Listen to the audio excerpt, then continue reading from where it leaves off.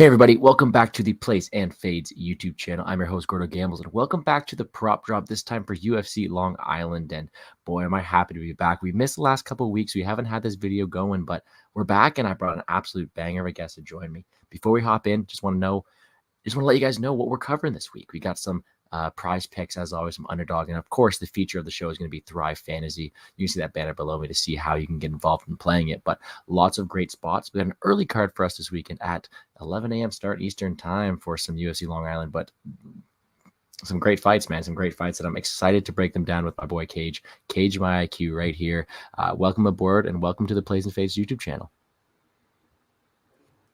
Hey, yeah, thanks for having me. I've been wanting to come on for a while and glad to do it on a card that's close to home. For sure, man. It's a very beautiful card, and you're a lot closer than you are to it than I am. But no, without further ado, man, I say we get right into it. What's up to Daz in the chat? Prop drops for sure. There's a lot of good option this week, so I don't want to waste too much time in the intro because you guys are here for the picks. You guys are here to see what we are playing. So let's get her going. Prize picks to start. I do not have my own prize pick code, but feel free to use code Liam, code Easy, code DFS Whisper. Got a bunch of them. Just DM me if you want to get involved. But you're the guest. We'll let you go first. Is there anything that's just sticking out to you right from the start on prize picks? This is going to be a theme for me in a couple of these sites, but the one that sticks out first is Muslim Salikov. I like the over on the 1.5 projected takedown total right there. And we've seen in the past that Li Jiling has been prone to being taken down. He just got ragdolled against Khamzat Chimaev, which he ragdolls a lot of people in the octagon, but I like him to get over that 1.5. I think he's going to wind up getting like 2 to 3 takedowns. So I think it's one that's worth using this week. For sure, man. I know Muslim Salikov is a guy who, I mean, he averages 1.12 on most nights, but I mean, when you're facing a guy like Li Jiling who has that same type of power, I mean, he's called the Leech for the reason. He's definitely a guy who can go out there and get takedowns. I know he got 2 against Trinaldo, 3 against Staropoli, and I feel like if he has to go to that well, I'm sure he can. I'm sticking on the takedown side. My first play of the day is going to be also on the takedown and also an over. We are going Herbert Burns over 1.5 takedowns. And I mean, he's not Gilbert. He may be the Walbar Burns, but I do think he definitely has some really good skills this week that can really cash us on prize picks. And I think that really plays into the style of Bill Algeo because Bill Algeo has no problems getting taken down. I mean, the guy does not have the best takedown defense at all. But when you're facing weaker opponents, you're able to do that. You're able to be taken down and get right back up. But with Herbert Burns, it's going to be a bit different because the ground advantage is definitely going to be there for Herbert. And I do think that when you're facing a guy with Algeo, who does have a 55% takedown defense, but was taken down 8 times by Ramos, 4 times by Site Carlisle, 5 times by Lamas. It's just a spot where I really think that the 1.5 is way too low for someone in Herbert Burns who has a clear advantage on the ground or probably likely to get it there. I think that he could very easily go out there and get 4 or 5 takedowns. So 1.5 is just way too low. But there we go. 2 takedown props right away. What's the next one that sticks out to you? The next one I'm going with is in the fight time. I'm going with Dustin Jacoby over projected fight time, 14.75 minutes. Majority of his fights go to decision, and there's been a couple with like he knocked out Darren Stewart in his debut. He got knocked out, but then since other than that, he's had 5 decision wins. He had the decision draw against, of course, Ian Kudalaba, where he got taken down 8 times in the first round. But then he fought back. He has that kickboxing style. He likes to fight from a distance. A lot of guys just tend to fight his game or the distance game, where it's just a lot of distance striking. And I feel like he could do the same against Jung. He just has to avoid that right hand that knocks people out. We've seen it happen several times. Even that back fist against Kenny and Chekwu. As long as he can avoid that, I feel like this fight should be destined to go to the decision. For sure. And Dustin Jacoby, like you mentioned, has that kickboxing background. I don't think he's going to go out there and push too much of a pace on Dong Jung to make him tire out and get a later finish. Instead, I think the more finishing threat is on the Jung side. And if we look at the whole line, I mean, I'm not going to get into the whole line movement thing. That is absolutely insane the way it flipped. But this definitely has a really good fight written all over it. I mean, I think the more well-rounded martial artist is Dong Jung, but there's no there's no way you can look past Dustin Jacoby's kickboxing style, and he definitely has the ability to go out there and outpoint him for 15 minutes if he chooses to do so. So I don't mind that one. I'll stick with fight time once again. I'll match what you're doing, and I'll take the under in Sumata Jerry.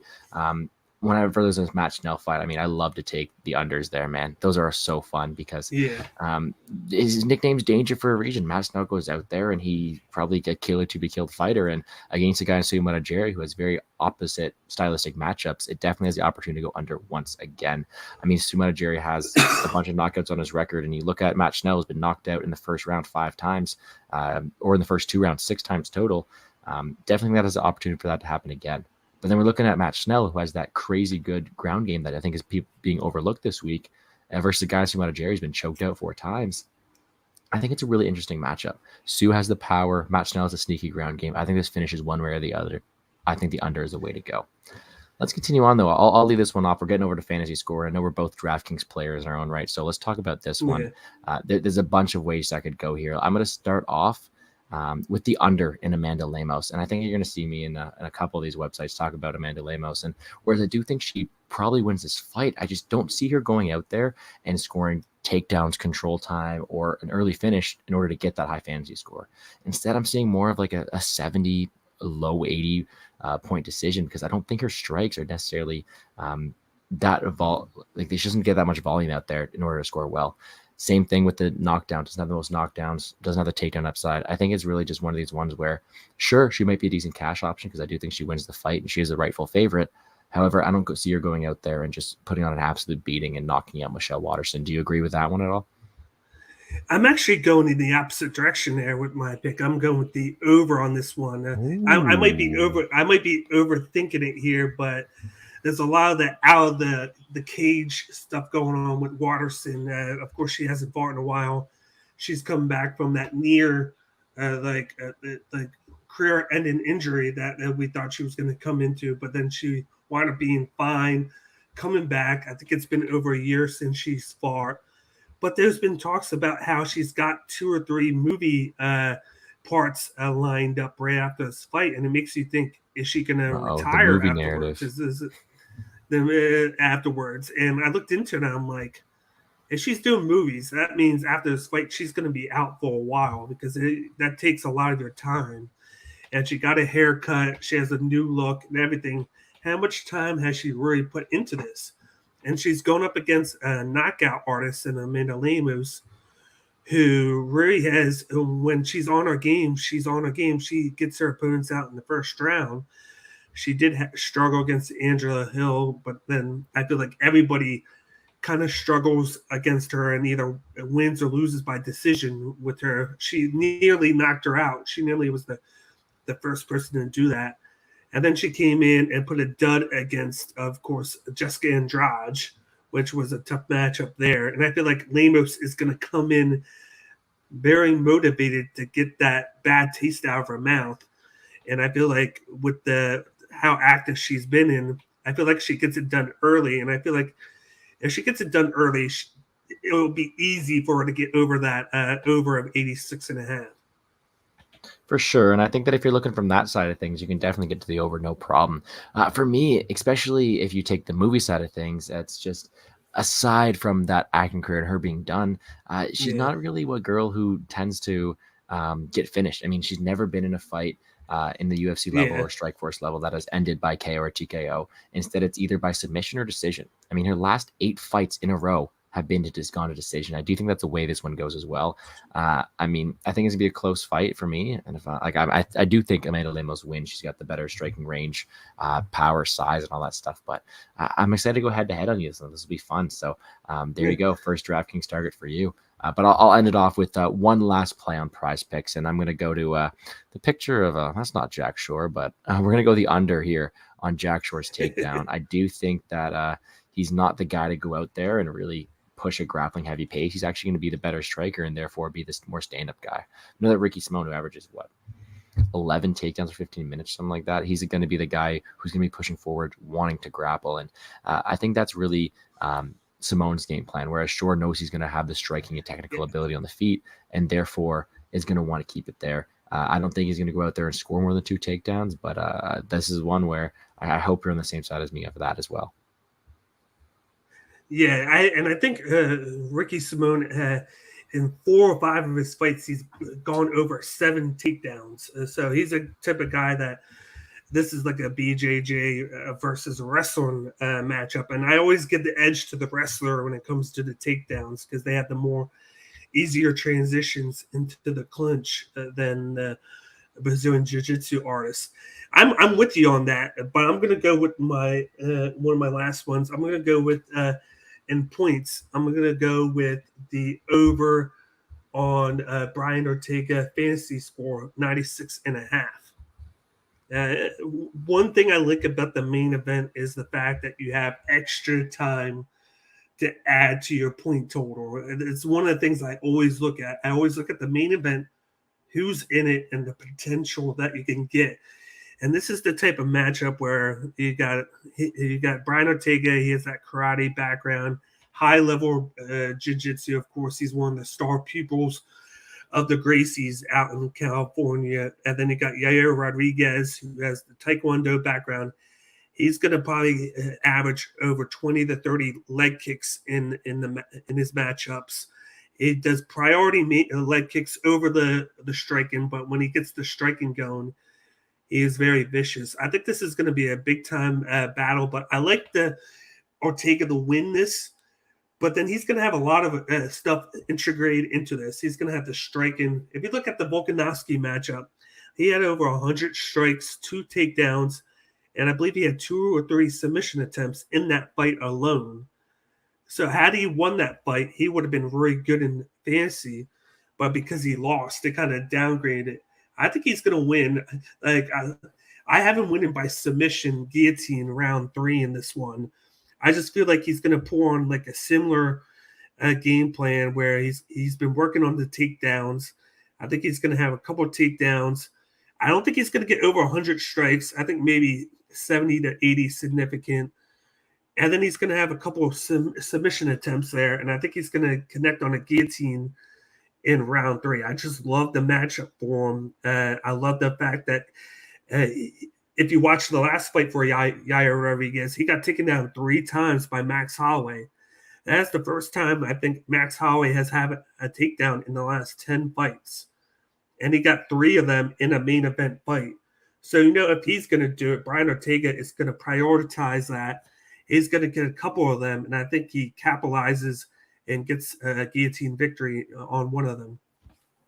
Hey, man, I'm with you. I do think Ortega wins this fight. I mean, if you look at the takedown side of things, I do think he gets takedowns, but I'm trying my best not to put too much stock in that Max Holloway fight because, I mean, it's not like Yair was really expecting those takedowns. So it was one of these things where I think they maybe were easier to get. However, I do think Ortega's able to get them here. He says he's working on his wrestling. I believe him. Ortega's a fighter for me. I'm rostering in a lot of DFS formats. I'm going to talk to DraftKings later, but he's a guy who I think just has a really good floor because he's so tough, so durable. And I do think that he has the ability to go out there and get a finish like you mentioned. So I like that as well. But with that, man, let's move on to the next one. We got Underdog Fantasy coming up next. I appreciate everybody for tuning in.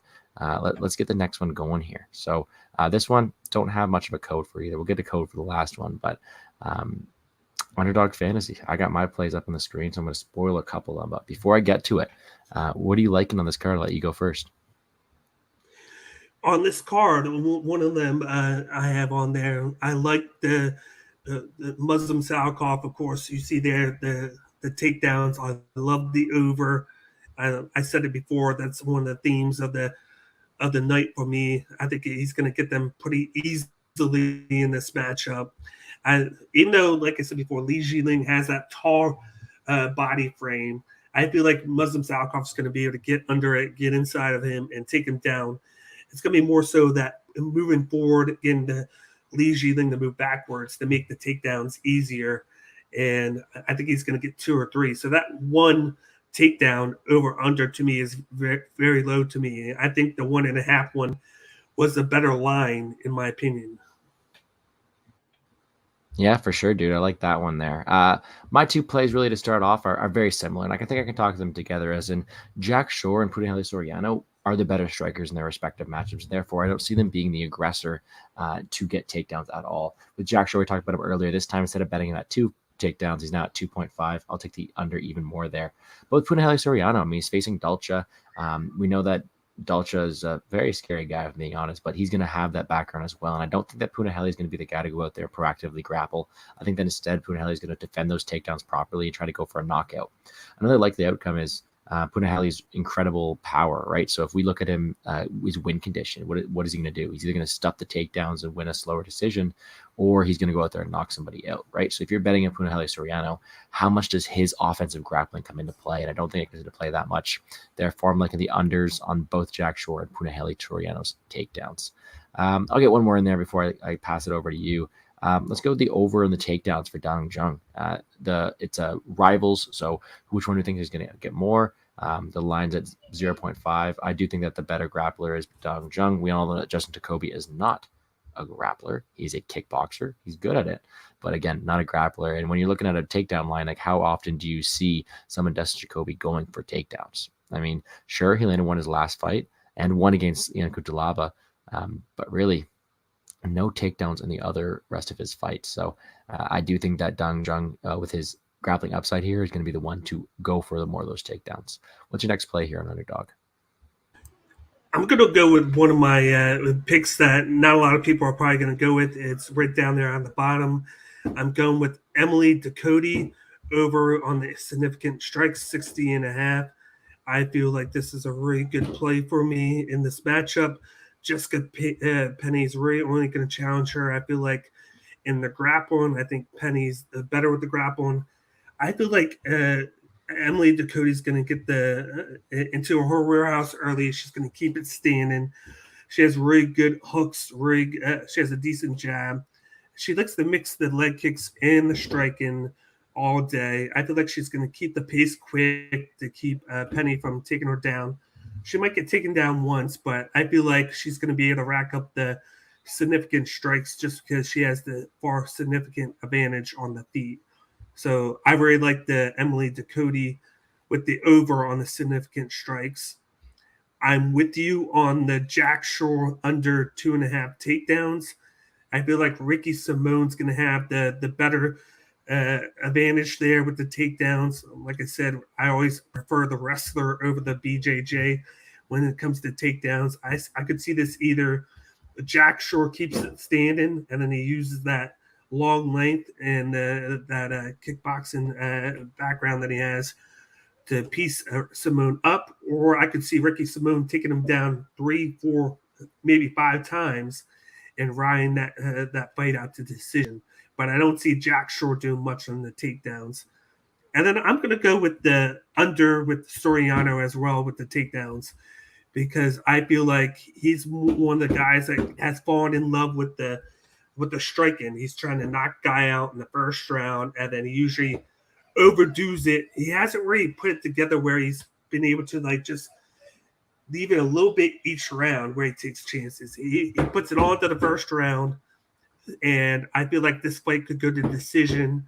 And I feel like Dolce could win this fight, honestly. So that's why I'm going with Soriano with the under there. For sure, man. I like that. I'll give you one last one. Kind of a square pick, as we talked about the under. You could take the under in fight times, but I do think that Sumana Jerry over 0.5 finishes is a decent spot too, just because I do think he gets that knockout early on. But I do think there's better options. We talked about a bunch of them. Takedowns seem to be my main target area this week with the Puna under, Jack Shore under, and then the Herbert Burns over. Like we mentioned, Herbert Burns last time, just in prize pick. He's going to be the aggressor. He's going to be the grappler. And if we're looking at a guy in Bill Algeo, we're looking at rivals.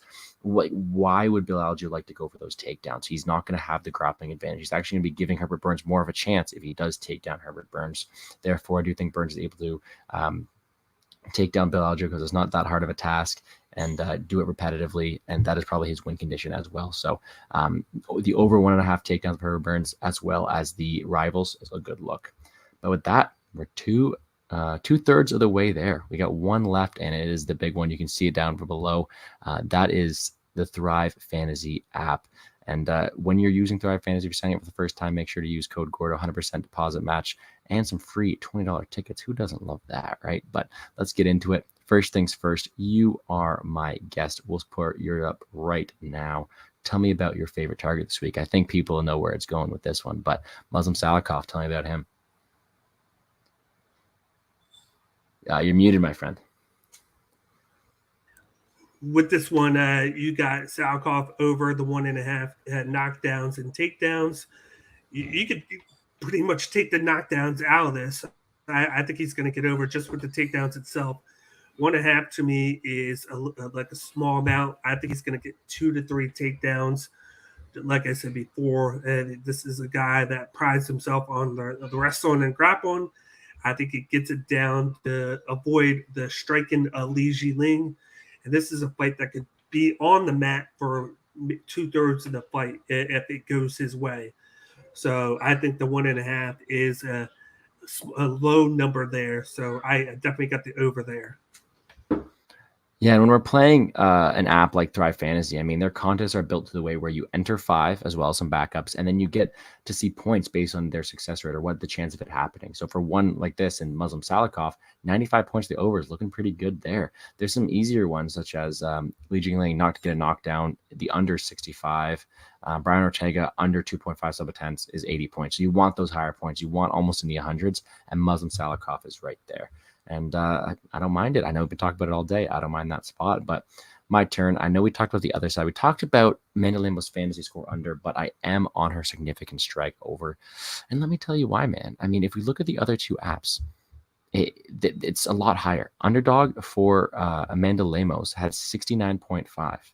Prize Pick for Amanda Lemos had 60.5 significant strikes. This line is a lot lower. And we just talked about how tough Michelle Waterson is. And I think the only way that this doesn't hit is if we're talking about a first round finish. Is it out of the equation? No, anything's possible. It's MMA. Things happen all the time.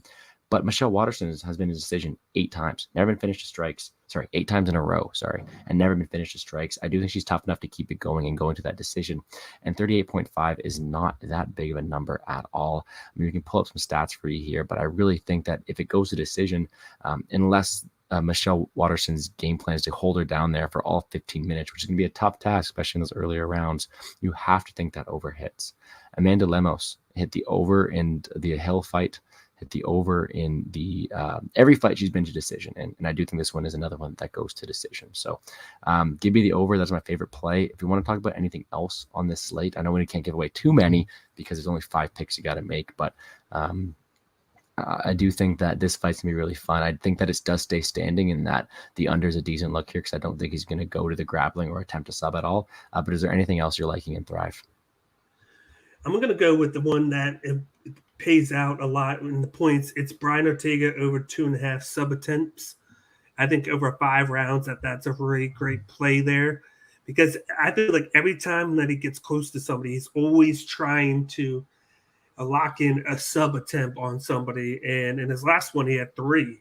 So I feel like with it being a main event, he's going to have a lot of attempts. So I feel like it's a great play to just throw it in there and see if it sticks with that 2.5 number. For sure, man. He's a deadly guy too. So me being in the Brian Ortega side, I don't think I want him to get over 2.5 sub attempts. I want to get it on the very first one. But I do know Yair Rodriguez has never been submitted before. A very tough guy. I completely get that. With that, though, we are done the MMA prop drop for tonight. But because I have such a powerful guest on, such a smart man, I'm going to throw you into some DraftKings picks. If that's okay with you, if you want to talk about what you've done so far, I think that's definitely an option. While I get this pulled up, though, if you guys want to check out any more of my full DraftKings plays, I just posted my entire DFS breakdown for the card. You can check that out on the same channel, the Plays in Faith YouTube channel. And I'm sure I have CagemyIQ's YouTube channel down below. He broke down the entire card in his own right. But let's do some brief picks for you. Who is your favorite target on the slate this weekend? My favorite target on the slate, of course, Brian Ortega. I'm definitely using him. I feel like he should be one of the guys that you have to target. Like I said before, I always look at the main event, see who's fighting, and then the chances that they have to score high. I think he has a chances to do a lot because he not just is one trick pony. Like he can strike, he can take you down, he can submit you, he can even knock you out. And I think with a 5-round fight against a guy that's going to primarily just kick him 70% of the time, I think it opens a lot to him to do a lot against him, catch the legs, take him down, or attack in the head with him throwing the legs. I think with the price tag, it's 8,500, so it's not too big. It's not too small. To me, it's in the middle, especially with it being a main event fighter. So that's one of my favorite picks of the week. For sure. And with Brian Ortega, you know that you got a guy who's so tough, so durable. It's gonna be so hard to get him out of there. His floor is a lot higher than a lot of the other fighters in that region. And therefore, not only does he have that ceiling with the submission offense, but he also has the ability to go out there and put up some good striking numbers if he can accrue any takedowns. And I do think that the more likely finisher in the spot is Brian Ortega, and I do think his floor is decently high. I'll give you one. If you guys want to know the full breakdown from me, again, YouTube channel, under a 10-minute video, so you can check that right below in the Plays of Faith YouTube channel. But a dog I'm liking is going to be this guy. He doesn't have the same floor as everybody else, but he does have the ceiling. I do think he's going to have the takedown upside and the submission upside. And if you want to know my full thoughts, again, in the video down below. But I do think Herbert Burns is a decent underdog this weekend. What about you? One last dog to end off the video. The one dog that I'm liking is Ricky Simone, of course. He's coming in there. That's one of the contested matchups of the week where it's very close, I feel like. He's coming in 7,800. When you think of a guy that's coming in that's in 5 of the 8 fights that he's done on the UFC, he's had over 7 takedowns in those fights. And then the one he had 8. So this is a guy that can score a lot of points just within the takedowns. And he's going up against Jack Shore, a tall opponent who can take guys down as well, has that submission background. He's jiu-jitsu. In his last fight on London, he fought with basically a broken hand and was still able to get the victory. But I always prefer the wrestler over the BJJ when it comes to the takedowns. I feel like Ricky Simone's going to get him down several times. This is a fight that I think is going to go to the distance, but I feel like within the striking, which he showcased that in his last fight against Rafael Sunsao, where he doesn't have to just take you down, that he can stand up and trade a little bit with you. He got the finish there on the feet, but I think it's going to be primarily him taking him down, holding him down the mat, doing a little bit of ground and pound to keep him from standing, because that's where Jack Shore is going to be at his dangerous, is when the fight's standing. And I think with all that, with the control time, the takedowns, and the ground and pound, I like him especially for that value at 7,800. Like, if he can get there anywhere near that century mark for that, it's worth the gamble. Yeah, for sure, man. His ceiling's definitely there. I mean, just look at these scores: 131, 101, 107. Takedowns are a really good aspect of DFS, and I think that he definitely has the ability to go out there and put up 100 points in a win. With that being said, tough opponent, but I do understand the love. It is going to be an absolutely stellar matchup. I'm really, really looking forward to it. But with that concludes the Plays and Fades prop drop. Frank, I see in the chat asking if Jourdain being so cheap. I love Jourdain. I will be breaking down that fight from a betting perspective on Liam's channel later, and I did do a breakdown on it. I am playing Jourdain. I do think that his floor is a lot higher than the other people in the region, because I do think it's going to be an absolute war between the two. But I got to be careful what I say, because I am talking to some New York boys later, so I can't give away any of my secrets. I think to me, there's only one negative with Jourdain, and that's the reach advantage. He's always struggled with guys with bigger reaches. But he did come from behind last fight and got the finish there. So there's always great play with him if he can get that finish. He just has to overcome the reach advantage in the fights. That's been his only real downside in DraftKings and all this, is the fact that he lets the guys with the bigger reach like run the show basically. For sure, man. I love his price tag. And John's saying he liking Karate Hottie by decision, Ortega by sub. Burgos round 3. See, look, Burgos getting a lot of love this week. And the under in the Snell and Mutajiri fight. Prop drop exclusive. I mean, if you guys know me, I'm in that MMA Lock of the Night challenge. That Snell Mutajiri under 2.5 is looking pretty good. I don't know. Maybe I played that. Who knows? I love that spot right there. Karate Hottie by decision. We've been talking all night about how that Lemos fight is going to decision. I do think the grappling upside there. I love that spot. If you got her at plus 700 decision, that is even better. And then Ortega sub. I know we both talked about that. Burgos round 3, I'm not going to touch on, but I do love all those spots, John. But with that, man, that concludes the video. Cage, let them know where they can find you. Yeah, you can find me on Twitter at CageMyIQ. I'm on there. I post all my stuff on there. I try to be active with of course, the community. And then you can find me on YouTube at www.youtube.com/c/CageMyIQ. I put out 3 to 4 videos a week. I try to put out a lot of content on there. I'm getting ready to work on my UFC London video this Sunday, so I'll be putting that out probably Sunday night.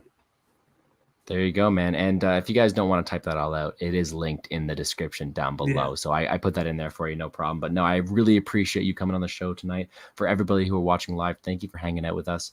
Be sure to catch the Liam Picks fights. Sorry, Liam Picks fights live stream I'll be doing later. It was a lot of fun breaking down these props with you, Cage, and best of luck to all your betting endeavors, man. Hey, thanks so much, and I'll be tuning in later. It's always good listening to you guys break down fights and talk. It's always a good time. So definitely tune into these guys later on. For sure. I'll have my hats ready to go, and I'm sure it'll be a fun time. But thanks again, everybody, for watching. And with that, guys, let's make some money. Cheers. And